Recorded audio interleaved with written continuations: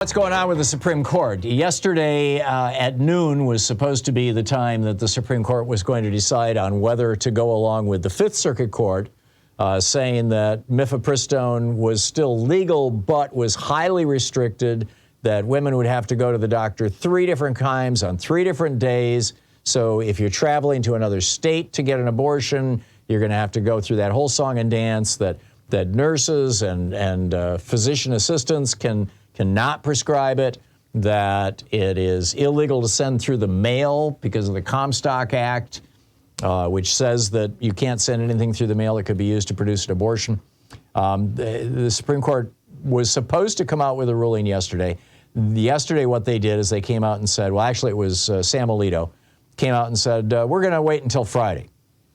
And there's a lot of speculation about what this means, and I have no inside track on this, but I'll share the speculation with you. Is most people are guessing that what this means is that the court, that they're actually going to offer an opinion on this, and that you've got people writing dueling opinions and dissents. Now, whether they're going to support, there's basically 3 options. They can go with the federal judge in Washington State who said everything's good just the way it is. Leave Mifepristone alone. The FDA 20 years ago when they authorized it was completely within their power to do so. Don't mess with our pharmaceuticals. And, end of discussion. That's the optimal outcome. That's probably unlikely given the makeup of the current Supreme Court, but that's the optimal outcome. And by the way, this whole issue of standing, this doctors group who sued who reincorporated themselves in Amarillo, Texas, specifically so that they could get their case before Judge Andrew is his first name, Kaczmarek? In any case, Judge Kaczmarek. They are claiming none of them perform abortions. None of them prescribe Mifepristone. But what they are claiming is that because women who have abortions later regret it, and they may have to treat them in the emergency room for suicides because they committed suicide because they had an abortion. I mean, this whole bizarre, the science is in. Well over 90% of people who have, of women who have abortions, when you ask them years later, they're like, yeah, that was a good decision. But this whole canard was and that should not give them the legal standing to sue, because they're not directly impacted by this. They're saying we might be impacted in the future. And they can't even point to a specific case where they have been impacted in the past.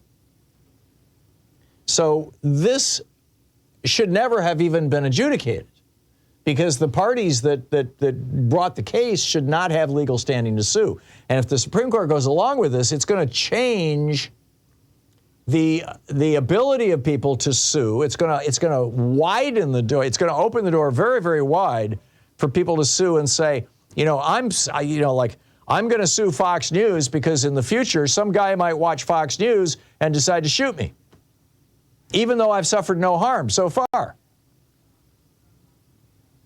And this would be a radical change in American jurisprudence.